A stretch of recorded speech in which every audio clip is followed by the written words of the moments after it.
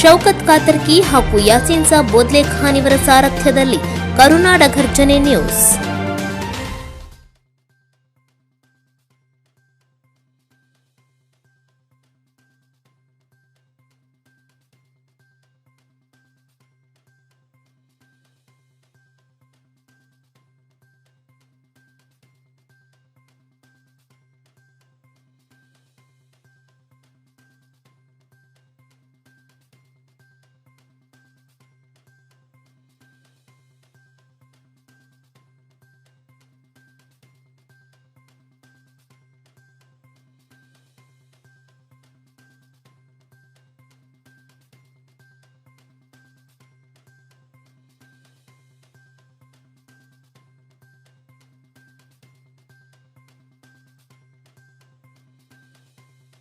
ನಮಸ್ಕಾರ. ರಾಜ್ಯದಲ್ಲಿ ಸುಮಾರು 6,500 ವಸತಿ ಪ್ರದೇಶಗಳು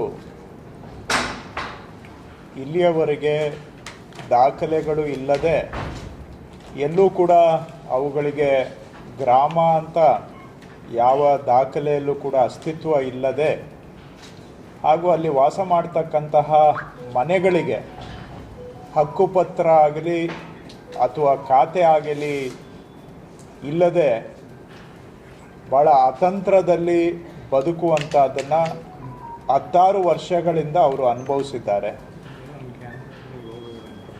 ಎಲ್ಲೂ ಕೂಡ ಇವು ಗ್ರಾಮ ಅನ್ನುವಂತಹ ಮಾನ್ಯತೆಯೂ ಇವುಗಳಿಗೆ ಇರದೆ, ಕನಿಷ್ಠ ಗೌರವದಿಂದ ಬದುಕುವ ಅವಕಾಶವೂ ಇಲ್ಲದ ಹಾಗೆ ಅನೇಕ ಮೂಲಭೂತ ಸೌಕರ್ಯಗಳಿಂದ ವಂಚಿತರಾಗಿರುವಂಥದ್ದು ಕೂಡ ಇತಿಹಾಸದಲ್ಲಿ ಅನುಭವಿಸಿದ್ದಾರೆ. ಮನೆಗಳಿಗೆ ಹಕ್ಕುಪತ್ರ ಖಾತೆ ಇಲ್ಲದೆ ಬದುಕೇ ಅತಂತ್ರದಿಂದ ಕೂಡಿದ್ದು, ಅನಿಶ್ಚಿತತೆಯಿಂದ ಜೀವನವನ್ನು ಕಳೆಯುವಂಥ ಪರಿಸ್ಥಿತಿಯಲ್ಲಿ ಇಂತಹ ಜನಗಳಿಗೆ ಶಾಶ್ವತ ಪರಿಹಾರ ಕೊಡಬೇಕು ಅಂಥೇಳಿ ಅವರಿಗೆ ಕಾನೂನನ್ನು 2016ರಲ್ಲೇ ತಿದ್ದುಪಡಿ ಮಾಡಿ ಕಂದಾಯ ಗ್ರಾಮಗಳನ್ನಾಗಿ ಘೋಷಣೆ ಮಾಡ್ತಕ್ಕಂಥ ಅಭಿಯಾನವನ್ನು ಆರಂಭ ಮಾಡಿದ್ವಿ. 2017ರಿಂದ 2023ರ ನಡುವೆ 1 ಲಕ್ಷ ಈ ರೀತಿಯ ಕುಟುಂಬಗಳಿಗೆ ಹಕ್ಕುಪತ್ರವನ್ನು ಕೊಟ್ಟು 1,557 ಕಂದಾಯ ಗ್ರಾಮಗಳನ್ನು ಘೋಷಣೆ ಮಾಡಲಾಗಿತ್ತು. 6 ವರ್ಷದಲ್ಲಿ 1 ಲಕ್ಷ ಕುಟುಂಬಗಳನ್ನು ಅವರು ಹಕ್ಕುಪತ್ರ ಕೊಡುವಂಥದ್ದು ಆಗಿತ್ತು. ಆದರೆ ನಮ್ಮ ಪ್ರಕಾರ ಇನ್ನೂ ಸುಮಾರು 3.5 ಲಕ್ಷ ಕುಟುಂಬಗಳು ಕೆಲಸ ಹೋದ ಸರ್ಕಾರದಲ್ಲಿ ಆಗಲಿಲ್ಲ. ಅದರಲ್ಲಿ ಇನ್ನೂ ಸುಮಾರು 3 ಲಕ್ಷ ಕುಟುಂಬಗಳು ಹಾಗೂ ಬಹುಶಃ 4,500 ವಸತಿ ಪ್ರದೇಶಗಳಿಗೆ ಈ ಸೌಲಭ್ಯವನ್ನು ಕೊಡುವಂಥ ಕೆಲಸ ಹೋದ ಸರ್ಕಾರ ಮಾಡಲಿಲ್ಲ. ನಮ್ಮ ಸರ್ಕಾರ ಬಂದ ಕೂಡಲೇ ಇದು ಜನಸಾಮಾನ್ಯರ ಕೆಲಸ, ಬಡವರ ಕೆಲಸ, ಇದು ನಾವು ಆದ್ಯತೆಯಾಗಿ ತೆಗೆದುಕೊಳ್ಬೇಕು ಅಂತ ತೀರ್ಮಾನ ಮಾಡಿ, ಜನ ಬಂದು ನಮಗೆ ಅರ್ಜಿ ಕೊಡೋದಕ್ಕೆ ಕಾಯದೆ ನಮ್ಮ ಅಧಿಕಾರಿಗಳೇ ಜನರ ಮನೆ ಬಾಗಿಲಿಗೆ ಹೋಗಿ ಸಮರೋಪಾದಿಯಲ್ಲಿ ಕಂದಾಯ ಗ್ರಾಮ ಕಾರ್ಯಕ್ರಮವನ್ನು ನಾವು ಅನುಷ್ಠಾನ ಮಾಡ್ತಾ ಇದ್ದೇವೆ. ಹಿಂದೆ ಎಂದೂ ಕೂಡ ಆಗದ ರೀತಿಯಲ್ಲಿ ಒಂದು ಮೌನ ಕ್ರಾಂತಿಯನ್ನು, ಸದ್ದು ಸುದ್ದಿ ಇಲ್ಲದೆ ಸರ್ಕಾರ ಕಂದಾಯ ಇಲಾಖೆ ಮಾಡಿ ಈ 2.5 ವರ್ಷಗಳ ಅವಧಿಯಲ್ಲಿ 2,20,000 ಕುಟುಂಬಗಳಿಗೆ ಹಕ್ಕುಪತ್ರವನ್ನು ಕೊಡುವಂಥ ಕೆಲಸ ನಾವು ಮಾಡ್ತಾ ಇದ್ದೇವೆ. ಹಿಂದೆ 6 ವರ್ಷದಲ್ಲಿ 1 ಲಕ್ಷ ಆದರೆ ನಮ್ಮ 2.5 ವರ್ಷದಲ್ಲಿ 2,20,000 ಕುಟುಂಬಗಳಿಗೆ ಶಾಶ್ವತ ಪರಿಹಾರ, ಅತಂತ್ರ ಬದುಕಿಗೆ ನೆಮ್ಮದಿಯ ಬದುಕಿನ ಭೂ ಗ್ಯಾರಂಟಿಯನ್ನು ಕೊಡುವಂಥ ಕೆಲಸ ನಮ್ಮ ಸರ್ಕಾರ ಮಾಡ್ತಾ ಇದೆ. ಇದು ಇಷ್ಟು ದೊಡ್ಡ ಪ್ರಮಾಣದಲ್ಲಿ ಹಿಂದೆ ಎಂದೂ ಕೂಡ ಆಗಿರಲಿಲ್ಲ.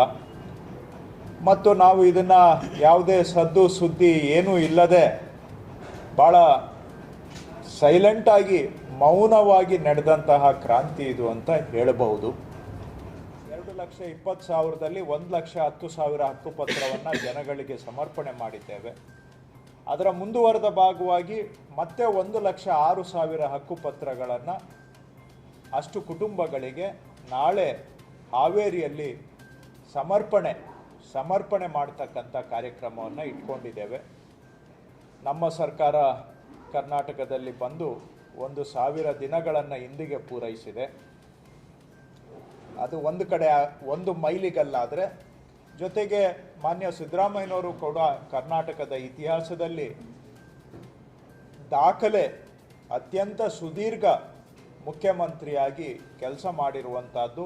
ಅವರ ಆಶ್ರಯದಲ್ಲಿ ಕೆಲಸ ಮಾಡುವಂಥ ಅವಕಾಶ ನಮ್ಮಂಥವ್ರಿಗೆ ಸಿಕ್ಕಿರೋದು ಕೂಡ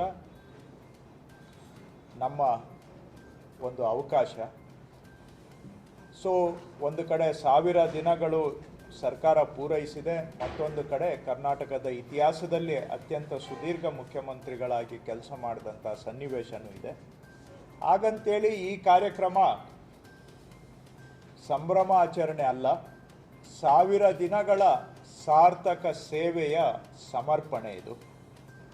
ಜನ ನಮಗೆ ಅವಕಾಶ ಕೊಟ್ಟು, ಕೈಗೆ ಅಧಿಕಾರವನ್ನು ಕೊಟ್ಟು ನಮ್ಮನ್ನು ಇಲ್ಲಿ ಕೂರಿಸಿದ್ದಾರೆ. ನಾವು ಮಾಡಿದಂಥ ಕೆಲಸ ಅವರಿಗೆ ಸಮರ್ಪಣೆ ಮಾಡ್ತಕ್ಕಂತಹ ಕಾರ್ಯಕ್ರಮ ಇದು. ಅದಕ್ಕಾಗಿಯೇ ಇದು 1000 ದಿನಗಳ ಸಾರ್ಥಕ ಸೇವೆಯ ಸಮರ್ಪಣೆ ಕಾರ್ಯಕ್ರಮವಾಗಿ ನಾವು ಹಮ್ಮಿಕೊಂಡಿದ್ದೇವೆ. ಪ್ರಜಾಪ್ರಭುತ್ವದಲ್ಲಿ ನಾವು ಮಾಡಿದಂಥ ಕೆಲಸ ಜನಗಳಿಗೆ ವರದಿ ಒಪ್ಪಿಸೋದು ಕೂಡ ಪ್ರಜಾಪ್ರಭುತ್ವದ ಭಾಗ. ಆವಾಗನೇ ಪ್ರಜಾಪ್ರಭುತ್ವಕ್ಕೆ ಅರ್ಥ ಬರುವಂಥದ್ದು. ಸೊ ಇದೊಂದು ವೇದಿಕೆ. ನಮ್ಮ ಕಂದಾಯ ಇಲಾಖೆಯಲ್ಲಿ ನಮ್ಮ ಅಧಿಕಾರಿಗಳು ಭಾಳ ಪರಿಶ್ರಮದಿಂದ ಕೆಲಸ ಮಾಡಿದ್ದಾರೆ. 6 ವರ್ಷದಲ್ಲಿ ಎಷ್ಟು ಕುಟುಂಬಗಳಿಗೆ ಹಕ್ಕುಪತ್ರ ಕೊಟ್ಟಿದ್ರೋ ಅದಕ್ಕಿಂತ 2 ಪಟ್ಟು ಹೆಚ್ಚು ಹಕ್ಕುಪತ್ರಗಳನ್ನು ಕೇವಲ 2.5 ವರ್ಷದಲ್ಲಿ ಕೊಡುವಂಥ ಕೆಲಸ ನಾವು ಮಾಡ್ತಾ ಇದ್ದೇವೆ. ಅಂದರೆ ನಮ್ಮ ಅಧಿಕಾರಿಗಳ ಪರಿಶ್ರಮ ಇದರ ಹಿಂದೆ ಅಡಗಿದೆ. ಅದೇ ಅಧಿಕಾರಿಗಳು ಹಿಂದೆನೂ ಇದ್ದರು, ಆದರೆ ಸರ್ಕಾರ ಅವರಿಗೆ ಇದನ್ನು ಆದ್ಯತೆಯಾಗಿ ತೆಗೆದುಕೊಳ್ಳಲಿಲ್ಲ. ಅದಕ್ಕೆ ತಕ್ಕಂಗೆ ಆವತ್ತು ಕೆಲಸ ಮಾಡಿದರು. ಆದರೆ ಯಾವಾಗ ನಮ್ಮ ಸರ್ಕಾರ ಇದು ಬಡವರ ಕಾರ್ಯಕ್ರಮ, ಇದನ್ನು ನಾವು ಮಾಡಬೇಕು, ಜನ ನಮ್ಮಲ್ಲಿಗೆ ಬರೋದಲ್ಲ, ನೀವೇ ಅವ್ರ ಮನೆ ಬಾಗಿಲಿಗೆ ಹೋಗಿ ಮಾಡಬೇಕು ಅಂತ ಹೇಳಿದಾಗ ನಮ್ಮ ಅಧಿಕಾರಿಗಳು ಆ ಕೆಲಸವನ್ನು ಮಾಡಿದ್ದಾರೆ. ಅವರ ಪ್ರಯತ್ನದ ಫಲವಾಗಿ ಇಂದು ಈ ಕಾರ್ಯಕ್ರಮದಲ್ಲಿ 1 ಲಕ್ಷ ಕುಟುಂಬಗಳಿಗೆ, ಒಟ್ಟು 2.5 ವರ್ಷದಲ್ಲಿ 2,20,000 ಕುಟುಂಬಗಳಿಗೆ ನೆಮ್ಮದಿಯ ಬದುಕಿನ ಭೂ ಗ್ಯಾರಂಟಿಯನ್ನು ಕೊಡಲಿಕ್ಕೆ ಅವಕಾಶ ಆಗ್ತಾ ಇರೋದು. ಈ ಕೆಲಸ ಸೇವೆಯನ್ನು, ಜನಪರ ಸೇವೆಯನ್ನು ಮಾಡುವಂತಹ ಅವಕಾಶ ನಮ್ಮಂಥವ್ರಿಗೆ ಸಿಕ್ಕಿದ್ದು ನಮ್ಮ ಸೌಭಾಗ್ಯ ಅಂತ ನಾನು ಭಾವಿಸಿದ್ದೇನೆ. ಇದು ಇನ್ನೂ ನಾವು ಇದರಲ್ಲಿ ಎಲ್ಲ ಮುಗಿದಿಲ್ಲ. ಇಷ್ಟೆಲ್ಲ ಆದರೂ ಕೂಡ ಒಟ್ಟು ನಮ್ಮ ಗುರಿ ಒಟ್ಟು ಗುರಿ 6,500 ಈ ರೀತಿಯ ಕಂದಾಯ ಗ್ರಾಮಗಳನ್ನು ಘೋಷಣೆ ಮಾಡುವ ಗುರಿಯನ್ನು ನಾವು ಹೊಂದಿದ್ದೇವೆ. ಅದರಲ್ಲಿ ಇನ್ನೂ ಸುಮಾರು 1,300ರಿಂದ 1,400 ಇನ್ನೂ ಆಗಬೇಕಾಗಿದೆ. ಸದ್ಯಕ್ಕೆ ಕೇಂದ್ರ ಸರ್ಕಾರದವರು ಜನಗಣತಿ ಸೆನ್ಸಸ್ಸನ್ನು ಆರಂಭ ಮಾಡಿರೋದ್ರಿಂದ ಜನಗಣತಿಯ ನಡುವೆ ಇದನ್ನು ಹೊಸ ಕಂದಾಯ ಗ್ರಾಮ ಘೋಷಣೆ ಮಾಡಬಾರದು ಅಂತ ಸೂಚನೆ ಕೊಟ್ಟಿದ್ದಾರೆ. ಅದನ್ನು ನಾವು ಪಾಲನೆ ಮಾಡ್ತೇವೆ. ಆದರೂ ಕೂಡ ನಾನು ನಮ್ಮ ಅಧಿಕಾರಿಗಳಿಗೆ ಹೇಳಿದ್ದೇನೆ, ಬಾಕಿ ಇರತಕ್ಕಂತಹ 1,300 ಪ್ರಸ್ತಾವನೆಗಳು ಕೂಡ ನನಗೆ ಬರಬೇಕು. ಕೇಂದ್ರ ಸರ್ಕಾರದವರು ಅವರ ಸೂಚನೆಯನ್ನು ಸಡಿಲ ಮಾಡಿದ ಕೂಡಲೇ ಅದನ್ನು ಕೂಡ ಪೂರೈಸ್ತೇವೆ. ಸೊ ಈಗ ನಾವು ಇಲ್ಲಿವರೆಗೆ ನಾಳೆವರೆಗೆ ಕೊಡ್ತಕ್ಕಂತಹ 2,20,000 ಹಕ್ಕುಪತ್ರಗಳನ್ನು ಅಲ್ಲದೆ ಇನ್ನೂ 1,39,000 ಕುಟುಂಬಗಳಿಗೆ ಹಕ್ಕುಪತ್ರ ಕೊಡುವಂತಹದ್ದು ಕೆಲಸ ನಮ್ಮಲ್ಲಿ ನಡೆದಿದೆ. ಅದನ್ನು ನಾವು ನಮ್ಮ ಸರ್ಕಾರದಲ್ಲಿ ಈ ವರ್ಷ ಮೇ ತಿಂಗಳಿಗೆ ಇಷ್ಟನ್ನೂ ಮುಗಿಸಬೇಕು ಅಂತ ಗುರಿ ಇದ್ದದ್ದು ನಮ್ಮದು. ಆದರೆ ಕೇಂದ್ರ ಸರ್ಕಾರ ಡಿಸೆಂಬರ್ 31ಕ್ಕೆ ಕೊನೆ ದಿನವನ್ನು ನಿಗದಿ ಮಾಡಿರೋದ್ರಿಂದ ಸೆನ್ಸಸ್ ಮುಗಿಯುವವರೆಗೆ ಅದನ್ನು ಬಾಕಿ ಇರುವಂಥದ್ದನ್ನು ಪೂರ್ಣ ಮಾಡಲಿಕ್ಕೆ ಸೆನ್ಸಸ್ ಮುಗಿದ ಕೂಡಲೇ ಅವುಗಳನ್ನು ಬಾಕಿ ಇರ್ತಕ್ಕಂಥ 1,31,000 ಕೂಡ ಪೂರ್ಣ ಮಾಡ್ತೇವೆ. ಸೊ ಇದು ನಾವು ಸಂತೋಷದಿಂದ ಈ ಕಾರ್ಯಕ್ರಮವನ್ನು ಹಮ್ಮಿಕೊಂಡಿದ್ದೇವೆ. ಯಾಕೆಂದರೆ ಸಮಾಜದ ಕೆಳಸ್ತರದ ಜನ, ಬಹುತೇಕ ಇವರೆಲ್ಲ ಮೂಲ ಕೃಷಿ ಕೂಲಿ ಕಾರ್ಮಿಕರಿದ್ದಂಥವ್ರು.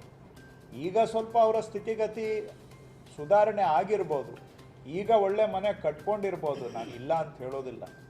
ಈಗ ಅವ್ರಿಗೆ ನಾವು ಕೊಡ್ತಾ ಇರೋ ಈ ಮನೆ, ಆ ನಿವೇಶನನೇ ಕೆಲವು ಕಡೆ 20-25 ಲಕ್ಷ ಬೆಲೆ ಬಾಳುತ್ತೆ ಇವತ್ತು. ಆದರೆ ಇವೆಲ್ಲ ಅಸ್ತಿತ್ವಕ್ಕೆ ಬಂದಿದ್ದು 30, 50, 150 ವರ್ಷಗಳ ಹಿಂದೆ. ಆ ಕಾಲದಲ್ಲಿ ಅವರೆಲ್ಲ ಕಾರ್ಮಿಕರಾಗಿದ್ದಂಥವ್ರು. ಅವರ ಜೀವನದಲ್ಲೇ ಆಗದೇ ಇದ್ದಂತಹ ಕೆಲಸ, ತಲೆಮಾರುಗಳಿಂದ ಆಗದೇ ಇದ್ದಂತಹ ಕೆಲಸ ಇವತ್ತು ಅವರ ಮನೆ ಬಾಗಿಲಿಗೆ ನಾವು ಹೋಗಿ ಮಾಡಿಕೊಡ್ತಾ ಇದ್ದೇವೆ ಅನ್ನುವಂಥ ಸಂತೋಷ ನಮಗಂತೂ ಇದೆ. ಆ ಸಂತೋಷದಿಂದ ಈ ಕಾರ್ಯಕ್ರಮ, ಯಾಕಂದರೆ ಬಡವ್ರ ಕೆಲಸ ಮಾಡಿದಾಗ, ಸಾಮಾನ್ಯ ಜನಗಳ ಕೆಲಸ ಮಾಡಿದಾಗ, ಅದು ಅವ್ರ ಮನೆ ಬಾಗಿಲಿಗೆ ಹೋಗಿ ನಾವು ಮಾಡಿಕೊಟ್ಟಾಗ ಅದರಿಂದ ಸಿಗುವಂಥ ಸಂತೋಷಕ್ಕೆ ನಾವು ಬೆಲೆ ಕಟ್ಟಲಿಕ್ಕಾಗೋದಿಲ್ಲ. ಸಾರ್ವಜನಿಕ ಜೀವನದಲ್ಲಿ ಇಂಥದ್ದೊಂದು 4 ಕೆಲಸ ಮಾಡಿದರೆ ನಾವು ಸಾರ್ವಜನಿಕ ಜೀವನಕ್ಕೆ ಬಂದು ಸಾರ್ಥಕ ಆಯಿತು ಅನ್ನುವಂಥ ಸಾರ್ಥಕತೆಯನ್ನು ಕೊಡ್ತಕ್ಕಂತಹ ಈ ಕಾರ್ಯಕ್ರಮ ಮಾಡಲಿಕ್ಕೆ ನಮಗಂತೂ ಭಾಳ ಸಂತೋಷ ಆಗ್ತಾಯಿದೆ. ಭೇಟಿ ಮಾಡಿ ಬಂದಿದ್ದಾರೆ. ಈಗ ಮತ್ತೆ CM DK ಶಿವಕುಮಾರ್ CM ಆಗುವ ಏನು ಕಾಲ ಕೂಡಿ ಬಂದಿದೆ ಅಂತ ನಿಮ್ಮ ಶಾಸಕರು ಹೇಳ್ತಾ ಇದ್ದಾರೆ. ಏನು ಸರ್ ಇಟ್ಕೊಂಡ್ಲ ಪದೇ ಪದೇ ಅವರವ್ರ ಅಭಿಪ್ರಾಯ ಅವರವರು ಹೇಳ್ತಾರೆ. ಇದು ಏನೇನು ಕಾಲಕ್ಕೆ ಆಗಬೇಕೋ ಅದು ಆಗ್ತದೆ. ಮುಖ್ಯವಾಗಿ ಅದ್ರ ಬಗ್ಗೆ ನಾವು ಚರ್ಚೆ ಮಾಡೋದಕ್ಕಿಂತ ನಾವು ಶಾಸಕರಿರ್ಬೋದು, ಅಥವಾ ನಾನೀಗ ಮಂತ್ರಿ ಆಗಿದ್ದೇನೆ, ನಾನು ಶಾಸಕರ ಬಗ್ಗೆ ನಾನು ಮಾತಾಡ್ತಾ ಇಲ್ಲ, ನನ್ನ ಬಗ್ಗೆ ಮಾತ್ರ ನಾನು ಮಾತಾಡ್ತೇನೆ. ಈಗ ನಾನು ಆ ಚರ್ಚೆಗಳಲ್ಲಿ ಭಾಗವಹಿಸಿಕೊಂಡು ಅದರಿಂದ ಯಾವ ಸಾರ್ವಜನಿಕರ ಹಿತನೂ ಕೂಡ 1% ನಾನು ಸೇವೆ ಮಾಡೋಕ್ಕಾಗೋದಿಲ್ಲ. ಆ ಚರ್ಚೆಯಲ್ಲಿ ನಾನು ಭಾಗವಹಿಸೋದ್ರಿಂದ ಸಾರ್ವಜನಿಕರ 1% ಅದಕ್ಕೆ ಸಾರ್ಥಕ ಅಲ್ಲ. ಈ ಚರ್ಚೆಗಳಿಂದ ಹೇಳ್ತಾ ಇದೆ. ಏನಾಗಬೇಕೋ ಅದಾಗುತ್ತೆ. ಕಾಲಕ್ಕೆ ತಕ್ಕಾಗಿ ಅದೇನಾಗಬೇಕೋ ಅದಾಗುತ್ತೆ. ಇವತ್ತು ನಾನು ಈ ಕುರ್ಚಿಯಲ್ಲಿ ಕೂತಿದ್ದೇನೆ, ನನ್ನ ಕೈಯೆಲ್ಲ ನಾನು ಎಷ್ಟು ಜನಕ್ಕೆ ಸಹಾಯ ಮಾಡೋಕ್ಕೆ ಸಾಧ್ಯ, ಕೊನೆಗೆ ಅದು ಒಂದೇ ನನ್ನ ಹೆಸರಲ್ಲಿ ಉಳಿಯೋದು. ಅದನ್ನು ಮಾಡಿದರೆ ನಾವು ಈ ಕುರ್ಚಿಯಲ್ಲಿ ಕೂರ್ತಿದ್ದಕ್ಕೂ ಸಾರ್ಥಕ ಆಗುತ್ತೆ. ಹಾಗಾಗಿ ಅವರವರ ವಿಷಯಗಳು. ನಾನು ಬೇರೆ ಕಡೆನೂ ಕೂಡ ಇದೇ ಮಾತು ಹೇಳಿದೆ, ನಿಮಗೆ ಮೀಡಿಯಾದಲ್ಲೇ ಹೇಳಿದೆ, ರಿಪೀಟ್ ಮಾಡ್ತಾ ಇದ್ದೇನೆ. ಬಟ್ ಯಾಕೆ ರಿಪೀಟ್ ಮಾಡ್ತಾ ಇದ್ದೀನಿ ಅಂದರೆ ಬರೀ ರಿಪಿಟೇಷನ್ ಮಾಡೋದಕ್ಕಲ್ಲ, ನನ್ನ ವಿಚಾರ ನಾನು ಹೇಳ್ತಾ ಇದ್ದೆ. ನನ್ನ ಪಕ್ಷ ನನಗಿಲ್ಲಿ ಕೂರಿಸಿದೆ, ಮುಖ್ಯಮಂತ್ರಿ, ಉಪಮುಖ್ಯಮಂತ್ರಿ, ಅಧ್ಯಕ್ಷರು ಅವರು ನಮ್ಮ ಪಕ್ಷ ನನಗಿಲ್ಲಿ ಕೂರಿಸಿದ್ದಾರೆ. ಈ ಇಲಾಖೆಯಲ್ಲಿ ಮಾಡೋ ಕೆಲಸ ತುಂಬ ಇದೆ, ಮಾಡು ಅಂತ ಹೇಳಿದ್ದಾರೆ. ಇದರ ಮೇಲೆ ಜನಗಳ ಜೀವನ ಅವಲಂಬಿತವಾಗಿದೆ. ಎಲ್ಲರದು ನಾವು ಸಾಲ್ವ್ ಮಾಡೋಕ್ಕಾಗೋದಿಲ್ಲ.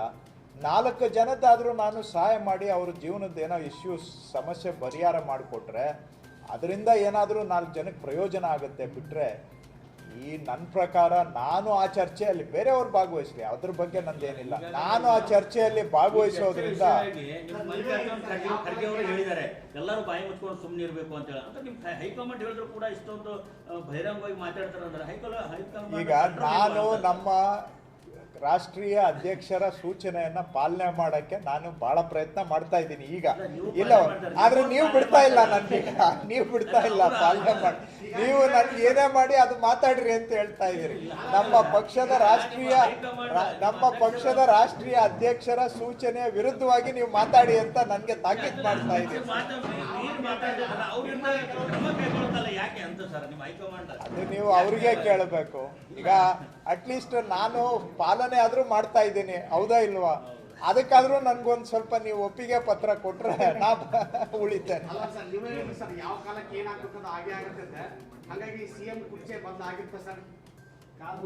ಕಾಲನೇ ಉತ್ತರ ಕೊಡುತ್ತೆ ಅದಕ್ಕೆಲ್ಲದಕ್ಕೂ ಕೂಡ, ಕಾಲವೇ ಉತ್ತರ. ನನ್ನ ಉತ್ತರ ಯಾರಾದ್ರೂ ನಂಗೆ ಗೌಪ್ಯವಾಗಿ ಒಳಗಡೆ ಕೇಳಿದ್ರೆ 4 ಗೋಡೆ ಮಧ್ಯೆ ಹೇಳ್ತೇನೆ. ನಾನು ನೋಡಿ ಪದೇ ಹೇಳಿದ್ದೇನೆ. ಹೇಳಿದ್ದನ್ನ ನನಗೇನಿಲ್ಲ, ಇನ್ನೂ ರಿಪೀಟ್ ಮಾಡಿ ಹೇಳ್ತೀನಿ. ಬಟ್ ನಿಮಗೆ ಇವ್ರು ಹೇಳಿದ್ನೇ ಹೇಳ್ತಾರಲ್ಲಪ್ಪ ಅಂತ ನಿಮಗೆ ಸಪ್ಪೆ ಅನ್ನಿಸ್ಬಹುದು. ಸಾರ್ವಜನಿಕ ಚರ್ಚೆಗಳು ಜನಗಳ ಬದುಕಿಗೆ ಸಂಬಂಧಪಟ್ಟಿದ್ದು ಆಗಿರಬೇಕು, ಜನಗಳ ಜೀವನದ ಸಮಸ್ಯೆಗಳಿಗೆ ಸಂಬಂಧಪಟ್ಟಿದ್ದಾಗಿರಬೇಕು. ಈ ಅಧಿಕಾರಗಳ ಬಗ್ಗೆ ನಾವು ಚರ್ಚೆ ಮಾಡಿಕೊಂಡು ಇದರಿಂದ ಯಾವ ಸಾರ್ವಜನಿಕ ಹಿತನೂ ಕೂಡ ಅಡಗಿಲ್ಲ ಇದರಲ್ಲಿ ಅನ್ನೋದು ನನ್ನ ಪರ್ಸನಲ್ ವಿಷಯ.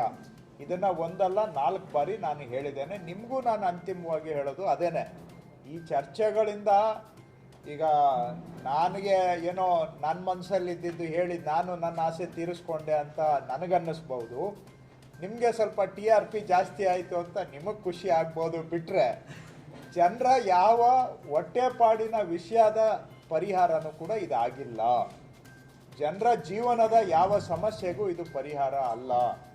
ನಾವು ಜನರ ಬದುಕಿಗೆ ಸಾರ್ವಜನಿಕ ಚರ್ಚೆ ನಂದು ಸೇರಿಸ್ಕೊಂಡು ಹೇಳಿದ್ನಲ್ಲ, ನಿಮ್ಮದು ಬಿಟ್ಟೆ ನನ್ನ ಬಿಟ್ಟೇನು ಹೇಳಿಲ್ಲ. ಕೆಲವರಿಗೆ ಜನರ ಅಪೇಕ್ಷೆ ಕೂಡ ಅದೇ ಇದೆ ಸರ್. ಹಳ್ಳಿ ನಿಮ್ಮ ಪಕ್ಷದಲ್ಲೇ ಬಂದ ಇದೆ.